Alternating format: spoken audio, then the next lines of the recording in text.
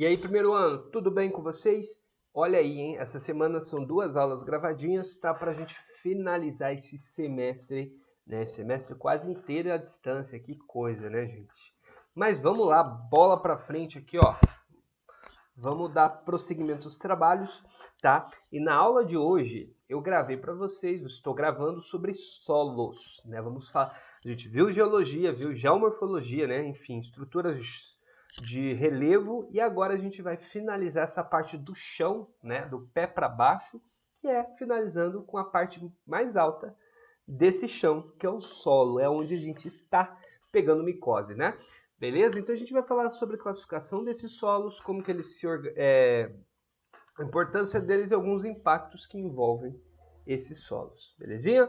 Bora lá, a aula é a aula 30, olha aqui, ó, aula 30, solos, na apostilinha dos senhores. Pega aí, dá aquele pause para pegar a apostila. Pegou? Então bora lá. Bom, galera, o solo é uma composiçãozinha bem interessante de 4 coisas, né?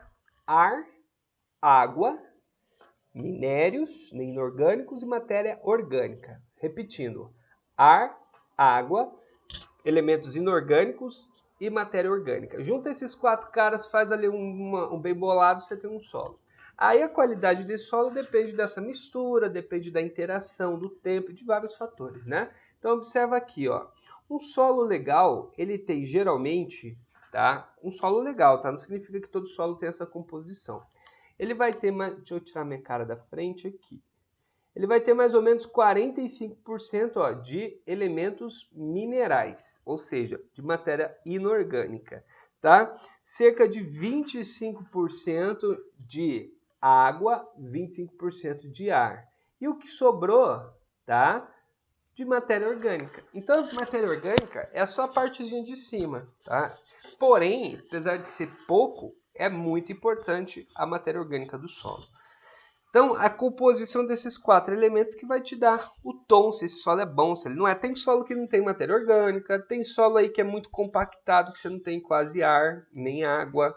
Tem solo aí que praticamente é só mineral, enfim, né? Então, você tem várias combinações aí que a gente vai estudar um pouquinho. Como que se forma o solo? Galera, tem um processozinho aqui de formação do solo que a gente chama de... Deixa eu botar minha cara aqui do lado que não está na frente de nada.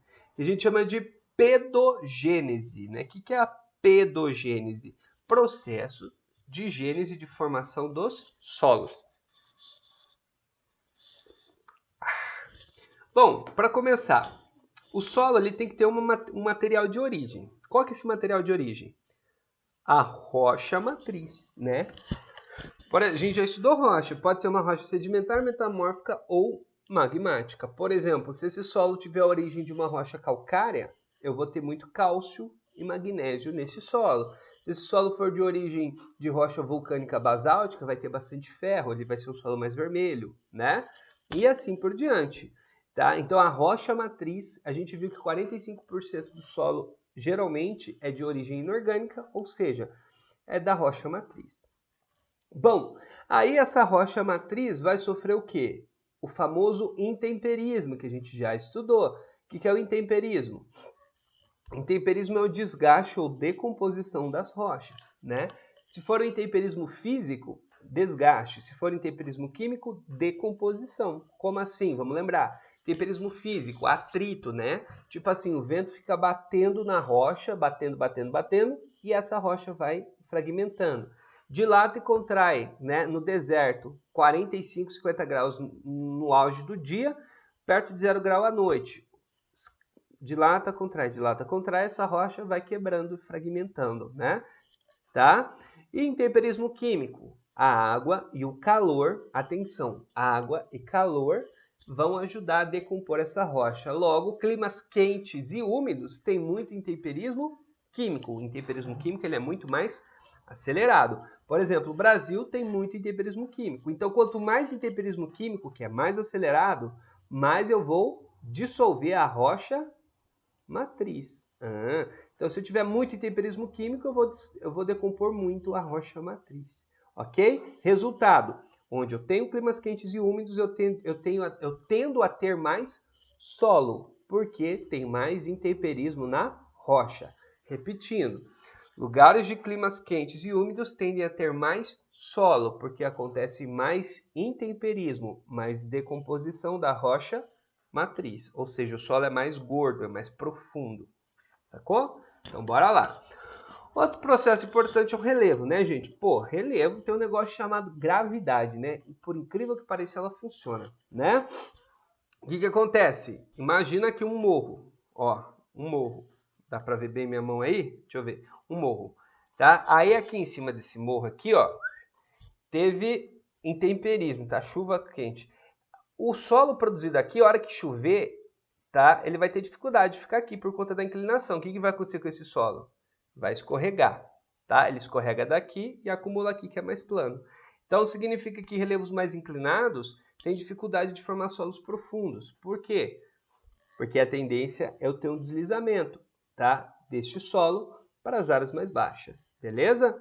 Então, é um processo de erosão e acúmulo. Então, relevos mais inclinados sofrem mais com erosão. Solos em relevos inclinados são mais propensos a terem erosões. E solos em relevos mais planos acumulam mais. Beleza? Tranquilo. Aqui, ó, em relação aos organismos, que é a parte bio, a parte viva, né? Que vai gerar matéria orgânica. Beleza? Como que está a vida nesse solo, né?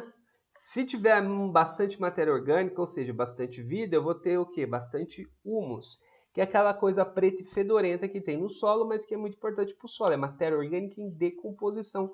Um solo bem com uma camada de humus boa é um solo bem adubado, vai ter bastante matéria orgânica e vai tender a ficar rico em nutrientes. Beleza? Então isso vai ser importante. E o último ponto aqui eu coloquei a ação do tempo, né? Obviamente, o intemperismo leva tempo. A decomposição de matéria orgânica leva tempo. Né? Esse processo de transporte e acúmulo também leva tempo. Então, obviamente que não basta eu ter um clima quente e úmido para ter um solo profundo. Eu preciso ter um clima quente e úmido e um longo tempo de produção para o solo. No caso do Brasil, que a gente já estudou, que a gente tem uma estrutura geológica bastante antiga, né?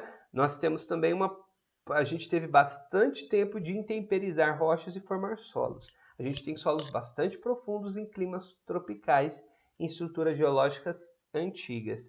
Beleza? Então são milhares de anos, gente, são milhares de anos para formar 1 centímetro de solo. Cada 1 centímetro de solo, às vezes, são centenas ou milhares de anos, tá? Agora você imagina, um solo de 2 metros, né? 200 centímetros. É um tempão para formar. Beleza? Tranquilo? Então, bora lá. Bom, quando a gente para analisar o solo, a gente tem que estudar os horizontes de solo. O que é o horizonte de solo? É quando você corta o solo, ó, tá vendo? Eu cortei o solo e tirei um cubão desse solo. Essa camada lateral, que você vê na beira do barranco, é o horizonte, tá? A gente tem, tá, a via de regra, 4 horizontes principais, tá? O horizonte O, que é esse aqui, O de quê? Orgânica. Então, o horizonte O é o horizonte da matéria orgânica. É onde está a vida na parada toda. Ah, professor, e se o solo não tiver nada vivo? Ele não tem horizonte O. Nem todo solo tem todos os horizontes, tá? Se o solo não tiver vida, tá, nele, não tiver nada nascendo ali, ele não tem horizonte O. Tipo em deserto, que só é chão, areias, por exemplo, lugar que você vê areia, mas não vê vegetação. Não tem horizonte O. Zero. E aqui embaixo, eu tenho lá embaixo, que nem está aqui, eu vou mostrar em outra imagem, a gente tem o horizonte R. Tá vendo? Ó, aqui, ó, que é a rocha matriz ou rocha base. Tá vendo? Rocha matriz ou rocha base é o horizonte R. Aqui é a rocha matriz, o O é a vida. E aí, esse miolinho aqui, o ABC, tá? Vai depender muito da idade do solo e do intemperismo do solo e dos processos, daqueles processos que a gente falou, de acúmulo e erosão, de intemperização, tá? E também dos processos ligados, tá, ao tipo de rocha que tinha nesse solo, tá? Um solo bem madurão, um solo legal, maduro e bom, ele tem todas as camadas desenvolvidas, tá? Então, quando o solo tem todas as camadas, a gente fala que esse solo é um solo maduro, completo, tá? Um solo mais antigo, obviamente, porque leva tempo. né?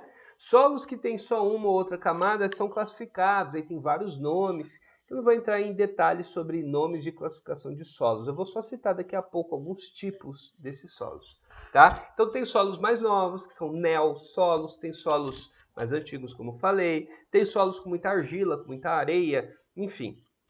Então, cada perfil de solo ele recebe uma classificação diferente, que pode ser bem complexa e bem ampla. Nosso objetivo aqui não é especificar um monte de tipo de solo, é entender como eles são formados. Beleza?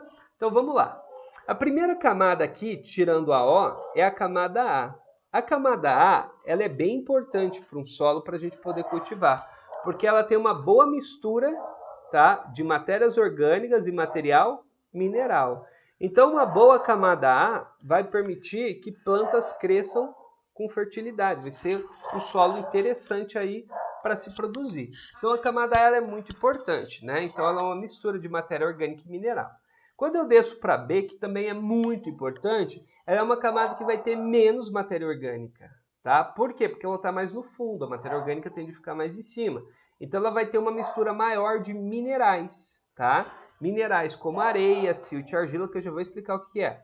Vai ter muito mais mineral e menos matéria orgânica, tá? Mas ainda assim é uma camada fundamental. Um solo bem bacana, tá? Presta atenção, um solo bem bacana, ele tem uma camada A e B bem desenvolvida. Quando o solo dá para usar legal, ele tem uma camada B bem desenvolvida, tá? E uma A também, beleza? Porque aí dá para você misturar, dá para você pegar a parte dessa camada B e jogar aqui com a A e misturar com a matéria orgânica. Se faltou matéria orgânica, você bota, você aduba, você consegue manipular este solo. Se ele tiver essas camadas aqui, A e B, bem desenvolvidas, você consegue manipular esse solo para você usar. É bem mais fácil, beleza? Por isso que é importante. Tecnologia, né, gente? E o horizonte C? O horizonte C são as rochas fragmentadas. Praticamente não tem solo. Sabe quando você olha, eu vou mostrar umas fotos daqui a pouco. Sabe quando você olha em deserto assim, ó, que você vê aquela poeirinha, não parece nem solo, aqueles pedregulhozinhos, né? A rocha e uns pedregulhozinhos assim, ó, só aquilo. Então esses cascalhos, esses pedregulhos, na verdade é um monte de rocha fragmentada. Significa que o intemperismo foi muito pequeno ainda. Eu tenho que intemperizar muito mais, eu tenho que pegar esses cascalhinhos e transformá-los em areia, em silt, em partículas menores. Então isso leva tempo e depende de água e calor, né? De preferência. Então o horizonte C é o comecinho do solo, beleza? E com isso a gente tem uma linha do tempo. Olha aqui que legal essa linha do tempo aqui, ó. Então começa aqui com a rocha matriz, tá? E aí começou a nascer uma vidazinha marota aqui em cima, né? Passou o tempo, alguns centenas de anos, olha aqui, ó. Aquela matéria orgânica e essa rocha já começou a formar a camada A. Então eu tenho um solo jovem e raso, neo, ou seja, neo é novo, um solo novo. Então olha aqui, muita rocha matriz e só uma camadinha A pequena. Passa mais alguns centenas de anos, olha que interessante, a camada orgânica aumenta, já tem até uma árvore, porque essa árvore agora consegue ter raiz na camada A. A camada A aumenta e surge a camada B. Olha que massa. Então já tem uma camada B sendo formada no começo de formação, uma camada A. Beleza?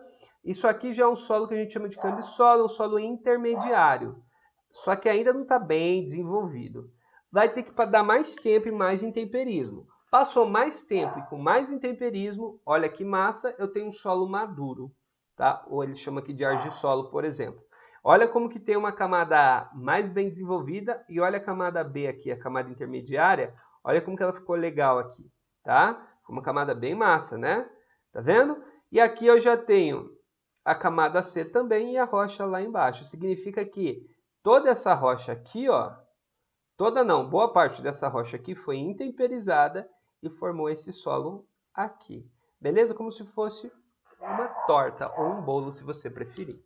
Beleza? Então o solo maduro leva tempo.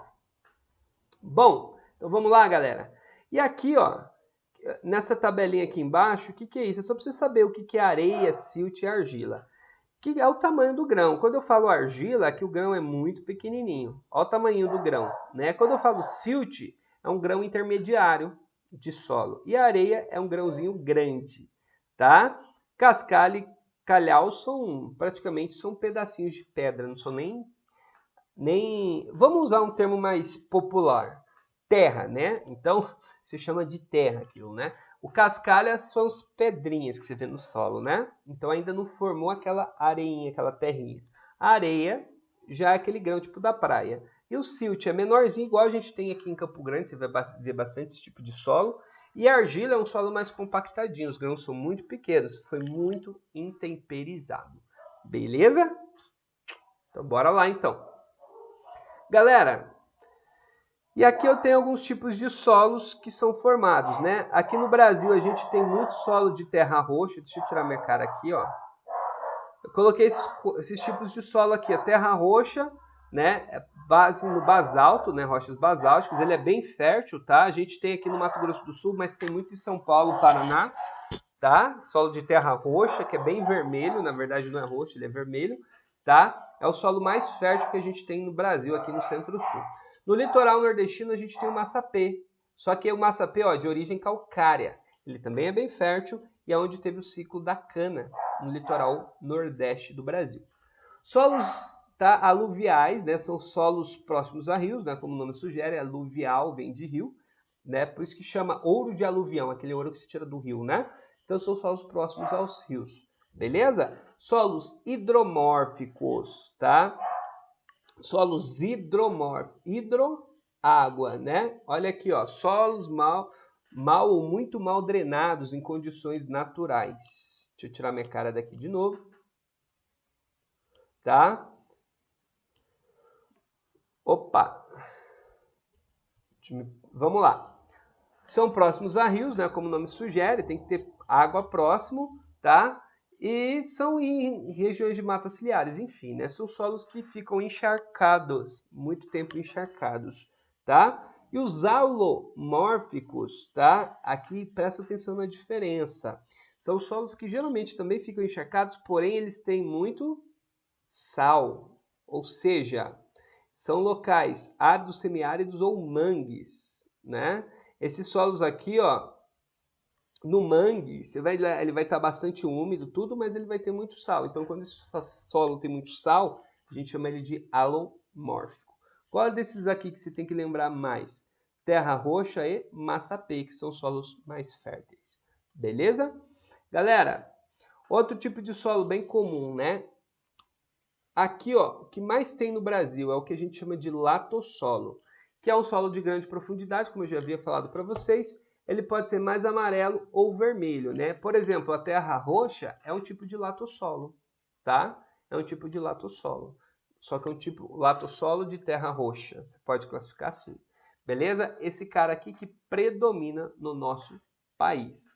Beleza, galera? Bom, aí os solos, rapidinho, vão sofrer processos erosivos, né, de deslizamento, né? Olha aqui algumas fotos interessantes. Isso aqui é um impacto comum no solo que a gente chama de vossorocas, né? Isso aqui tem bastante no nosso estado. Você tira a cobertura do solo, você desmata, e aí quando chove muito, a água leva o solo embora, formando esses buracões. Tá vendo essa cor avermelhada? Então, isso aqui é latossolo, né? Acabamos de ver, ele é avermelhado ou amarelado. Esse vermelho aqui é ferro, tá? Então o solo foi levado embora pela chuva. Olha aqui eu tenho um processo parecido. Isso aqui, ó, tá vendo? Essa imagem aqui, se você não cuidar, vai virar isso aqui. Então isso aqui é antes de virar isso aqui. Tá vendo que tá tudo desmatado aqui, ó? Então, um problema sério, bem comum. E o outro problema aqui é o deslizamento em encostas. Tá vendo aqui o deslizamento? Bem comum também no litoral, onde eu tenho morros, né? Chove muito, encharca o solo encharcado, escorrega para baixo, né? Solo encharcado, escorrega para baixo, beleza? É o deslizamento que a gente vê aqui. Outro problema também comum nos solos é o que a gente chama de lixiviação e laterização, muito comum em solos tropicais, que são os brasileiros, tá? Os solos latossolos, né? O que acontece? A lixiviação é como se fosse uma lavagem, ou seja, uma perda de nutrientes do solo. Olha essa foto aqui, ó. Vai por erosão, tipo ali você viu nas ravinas. Então a chuva vai vindo e vai tirando os nutrientes, E aí, como vai ficando sem nutriente, vai acumular ferro demais nesse solo ou alumínio demais. Resultado, Acumulou solo demais, ferro demais ou alumínio demais, ele vai passar pela laterização. É quando esse solo fica muito duro, tá? Laterizou, meu amigo, game over, né? Tá vendo, ó? Parece pedra, né? Parece um monte de pedrinha, cascalho. Então, isso aqui é solo com excesso de ferro que foi laterizado. Quando isso acontece, geralmente esse solo não produz mais, beleza? Então, lixiviação e laterização são processos que precisam ser evitados quando a gente trata de solos, porque são impactos no solo. Como que eu evito isso? Manejo adequado, eu evitar desmatar, porque a vegetação protege essa lavagem do solo, né? Porque a vegetação absorve parte da água e a vegetação ajuda a nutrir esse solo com matéria orgânica, por exemplo, né? Então evita evaporação, enfim, tem vários fatores positivos que a vegetação reduz a lixiviação. Então, se eu evitei lixiviação, naturalmente eu vou evitar a laterização, porque a laterização é sempre uma consequência do excesso de solos lixiviados. Beleza, galera? Então, ó, por hoje é só. Ficamos por aqui e até a próxima aula. Fui!